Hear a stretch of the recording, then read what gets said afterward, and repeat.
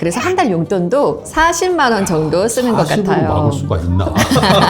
이분은 뭐 아이 학군도 생각해야 하고 직장과의 거리도 따져봐야 하고 이왕이면 집값 오르는 지역으로 가면 좋을 것 같은데 남들만큼 하는 게 도대체 어느 정도인지 영어 유치원만 해도 200에서 250인데 수입의 몇 % 정도가 사교육비로 적당한 걸까요?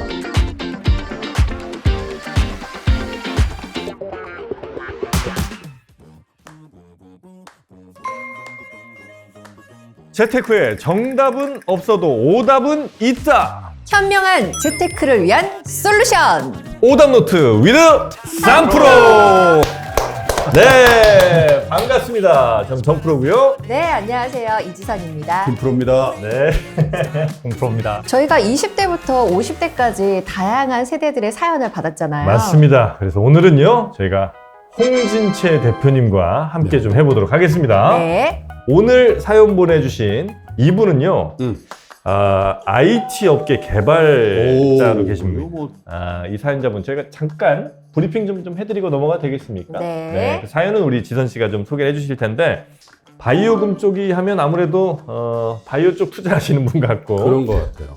직장 동료 말 믿고 네. 제일 위험하거든요 이게. 네. 무려 여러분 놀라지 마십시오. 1억 원이 넘는 손실? 투자금을 날려버렸습니다. 네. 이분이 분당에서 전세 거주 중이십니다. 네. 분당.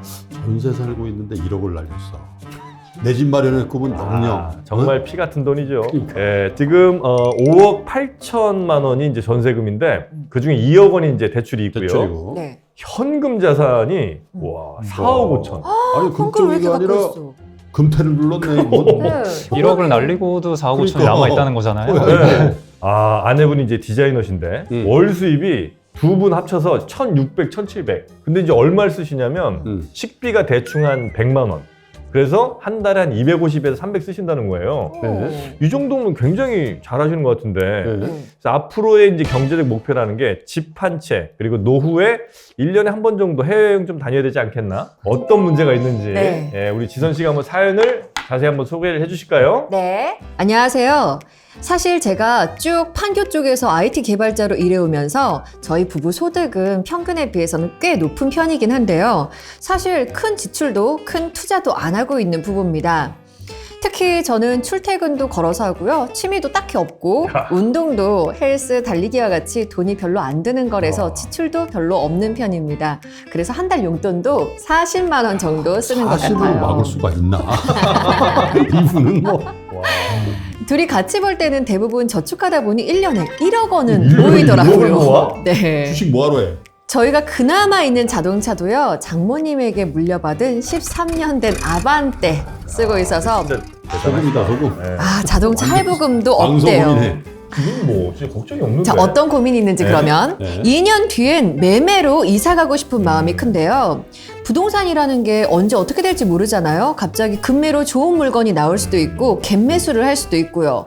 좋은 타이밍이 오면 놓치지 않으려고 현금, 예금 형태의 RP 채권으로 자산을 좀 네. 갖고 있는데요. 사실 주식에 대해서 크게 한번 트라우마가 있다 보니까 자산을 불린다기보다는 안정적인 재테크만 고집하고 있기도 합니다. 근데 이걸 재테크라고 할 수 있어요?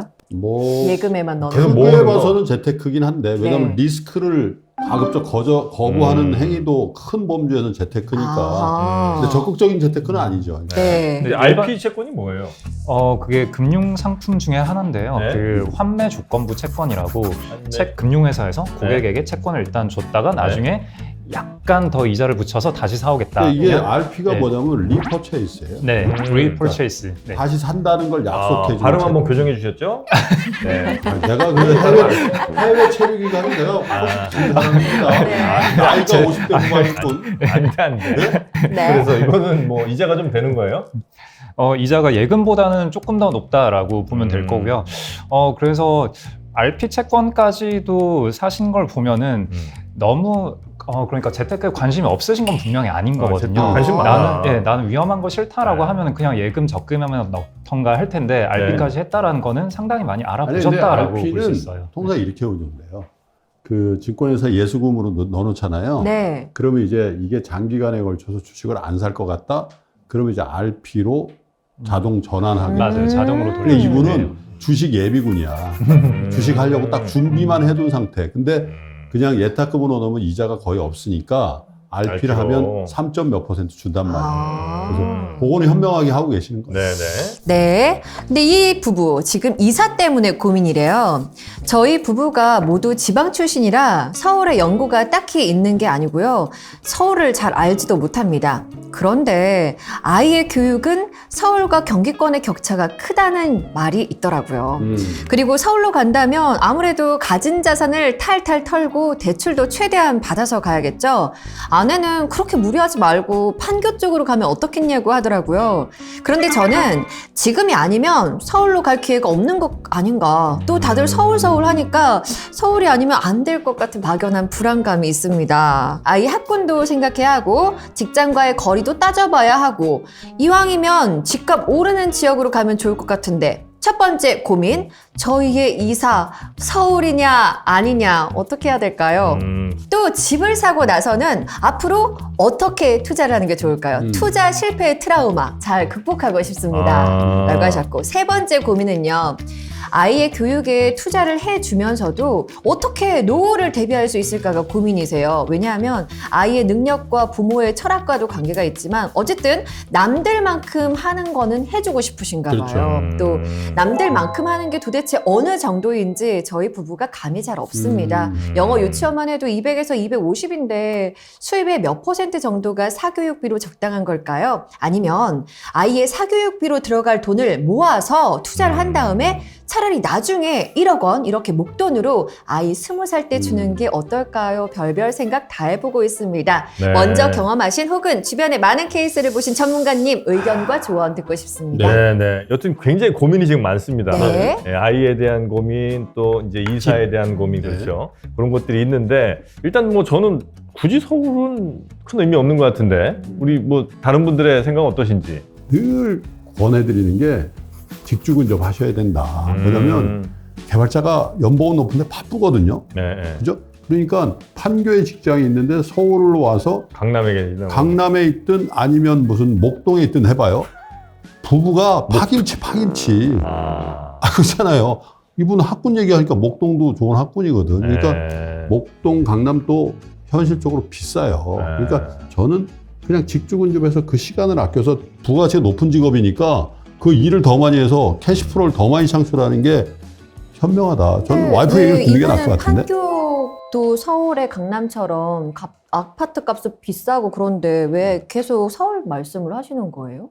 일단은 아마도 지금 서울을 계속 말씀하시는 이유가 최근에 서울의 특히 강남 쪽의 집값 상승률이 높았기 때문에 그게 앞으로도 지속될 거다라는 가정을 은연중에 깔고 있는 거 아닌가라는 생각이 좀 듭니다. 네네네. 기본적으로 모든 재테크 의사결정에서 네. 가장 경계해야 될 게 네. 쫓겨서 하는 의사결정. 마음이 조급해서 무리하는 거. 이건 절대로 안 해야 되거든요. 네. 맞아요. 근데 지금 이제 최근의 서울 집값 상승에 약간 쫓겨 있는 거 아닌가 이런 우려가 조금 드네요. 하긴 그럴 수 있죠. 지난 몇 년 사이의 경험을 돌이켜보건데 내 주변 동료들은 강남에 혹은 뭐 어디 좋은 아파트 해갖고 다 엄청 막 가격 올랐는데 나 혼자 지금 약간 좀 소외된 것 같기도 네. 하고. 네. 집이 없는 게 문제예요, 지금. 이분 나이가 지금 40대잖아요. 네. 또 캐시플로우가 이렇게 좋은데 지금까지 집을 안 샀다는 것 자체가 사실은 저는 문제다. 그래서 어디다 살 건지를 걱정하지 마시고 다행히 지금 네. 집값이 좀 약세잖아요. 네. 요 기회를 노려서 집부터 어디가 사라. 제일 많이 오를까를 생각하지 마시고 어디가 내가 일하고 아이를 키우는데 제일 유리한가를 생각해서 사시는 게 좋을 것 같아요. 판교가 한 5년 전만 해도 이게 학군이 좀 부족하다라는 평이 있었는데 네. 지금 판교에 거주하시는 분들이 다 스타트업 계시거나 대기업에 근무하시는 분들이 계시다 보니까 네. 이분들이 자녀들이 이제 또 클 때가 됐거든요. 네. 그러면서 판교 에듀타운 뭐 이런 식으로 거기다 학군이 잘 형성이 되고 있는 중이거든요. 자, 그래서 일단은 집 문제는 아마 거의 이제 저희가 생각하기로는 굳이 서울? 아우, 예, 요렇게 이제 결론이 난 것 같고요. 네. 그 다음에 하나가 장기 투자에 대한 고민.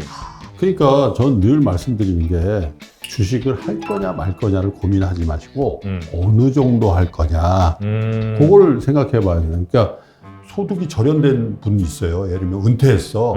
그래서 명퇴금 갖고 나서 이걸 주식에 몰빵하는 건 절대 권하지 않지만 이런 캐시플로우가 있는 분이 아예 전무하다? 이건 나중에 아, 내가 그때 주식 했어야 되는데 그럼 그때 뛰어들게 돼. 포모가 나와서. 그럼 그렇지. 그때 또 급하게 하다가 또 채야죠. 실제로 아마 바이오 주식을 사시게 된 것도 그런 그럴 포모에 거예요. 쫓겨서 사지 않았을까 그런 생각이 네네. 좀 드네요. 그러니까 우리 홍 대표님 보시기에도 현금성 자산이 지금 다 이렇게 그냥 현금처럼 그냥 묶여 있는 건 약간 좀 문제라고 보시는 거죠? 저희가 그 자산 배분, 재테크, 재산 관리에서 가장 명심해야 될 격언 중에 하나가 가장 안전해 보이는 선택이 사실은 가장 위험한 선택이다라는 거거든요. 현금성 자산은 물가 상승률을 쫓아가지 못할 확률이 거의 100%. 네. 이기 때문에 장기적으로 이걸 보유하고 있다면 결국은 나중에는 구매력이 계속 상실되는 아마 와이프가 주식만 해봐 이렇게 한다는 진짜 막 그래요. 2천만까지만 해 2천만 원 이렇게 됐을 가능성이 많다고. 아. 그러니까 이럴 때는 종목에 대한 트라우마가 있을 때 종목으로 해결할 생각을 하지 마시고 네. ETF라든지 지수라든지 조금 마일드한 거 있잖아요. 좀. 네?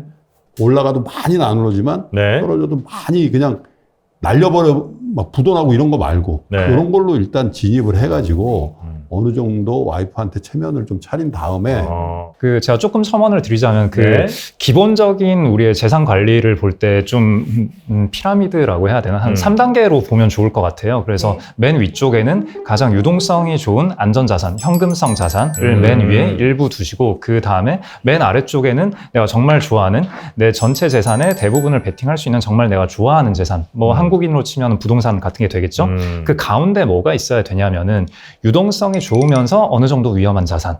이게 배치가 돼 있어야 돼요. 네. 그러니까 근데 한국인의 재산 관리에서 대체로 요 가운데가 비어 있거든요. 그러니까 완전 현금성 자산 혹은 아예 부동산 이렇게 양극단적이란 말이에요. 근데 이분이 딱 그 전형적인 모습을 보여주고 계세요. 그러니까 현금을 한참 모아뒀다가 결국은 인플레이션을 못 따라가고 재테크 성과도 안 나오는데 이렇게 현금을 모으는 이유는 결국은 부동산 하나 크게 사려고 계속 이렇게 되는 거거든요. 그러다가 시간이 너무 오래 걸리다 보니까 근데 현금은 너무 많이 쌓여 있고 쫓기다가 가끔 하나 주식 샀다가 이게 또 잘 될 때 더 산단 말이에요. 그러다가 몇 억씩 하다가 다 날리고 이런 일이 벌어지는데 집은 또 멀어지고. 그러니까요. 그래서 유동성 좋은 위험 자산을 상당 부분 확보할 필요가 있다라는 생각이 듭니다. 자, 이렇게 지금 이사 관련된 고민, 그 다음에 투자에 대한 고민, 네, 세 번째 고민 남았죠? 자녀 사교육비, 네. 애한테 애를 이제 잘 키우고 싶은 마음이 뭐 당연히 있으시겠습니다만 얼마나 이걸 써야 되나 요거에 대한 고민 좀 있으신 그거와 거예요. 함께 노후 대비도 같이 고민하고 네. 계시거든요. 이거 사실 이제 교육관의 문제인데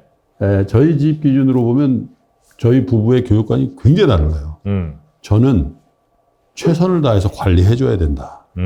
우리 집사람은 그럴 필요 없다. 그냥 애가 편안하면 된다. 네. 부부가 토론해서 합의해야 돼요.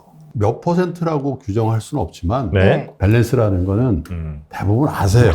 이게 이 정도 넘어가면 우리의 어떻게 보면 약간 한도를 초과하는 거다. 네네. 이 정도 하면은 약간 애한테 나중에 이거 왜 안 해주셔서 그 정도는 우리가 본능적으로 알거든요. 그거에 대한 선을 딱 정하시고 네. 그 부분 플러스 마이너스 5% 정도 그렇게 하시고. 근데 이 사연자분은 자기가 이런 고민도 하더라고요. 자기가 돈을 사교육비에 안 쓰고 그걸 모아서 자녀가 20대가 됐을 때 1억 원 목돈으로 주는 거. 그런 고민도 하시더라고요. 사교육비 1억 쓸 걸 차라리 모아서 나중에 크면 준다? 네. 괜찮네. 그런 고민을 하시는 분들이 주변에 굉장히 많기는 해요. 그 교육을 하나도 안 시키고 나서 나중에 성인이 돼서 목돈 1억을 받았을 때 그럼 그 돈으로 이 친구가 이 아이가 뭐 할 거냐. 그럼 또 괜히 막 바이오 주식 샀다가 1억을 한 방에 날리지 않을까. 이런 생각도 좀 들고요. 대물림이에요. 네. 바이오 대물림. 교육이라는 거는 좀 굉장히 얘기하기 어려운 얘기인데 사교육이라고 하면은 되게 막 어디 학원 같은 데 보내가지고 막 주입식, 암기식 교육을 시키고 막 뭐 5살, 6살 아이가 이걸 버틸 수 있느냐 뭐 이런 얘기를 많이 하시는데 교육이라는 게 그런 것만 있는 게 아니라 굉장히 다양한 영역에서 다양한 체험을 할 수 있는 그런 교육들이 많이 있거든요.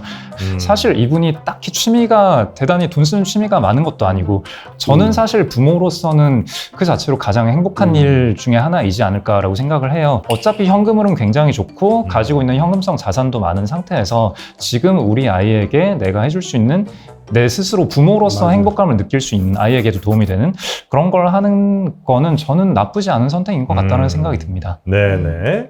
부동산 이사 고민은 서울 너무 집착하지 마라. 네. 그다음에 장기 투자에 있어서는 꼭 비중을 좀 조절해서 포트폴리오를 좀 하시라. 그렇죠. 현금 몰빵은 이건 오답이다. 네. 오답이다. 그다음에 자녀 사교육비 둘이 이렇게 많이 버는데도 부담된다고 느낀다면 그것도 오답이다. 그렇죠. 네.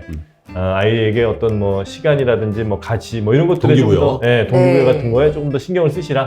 이렇게 이제 저희가 이분의 사연을 좀 해결을 해 봅니다. 자, 오늘 우리 홍 대표님 저희와 함께 해주셨는데 괜찮으셨는지 모르겠습니다. 아, 너무 네, 즐거웠습니다. 홍진태 대표님 오랜만에 너무 반가웠고요. 같이 고민해 주시느라고 고생 많았습니다. 네. 네, 함께 해주신 여러분 고맙습니다. 고맙습니다. 감사합니다.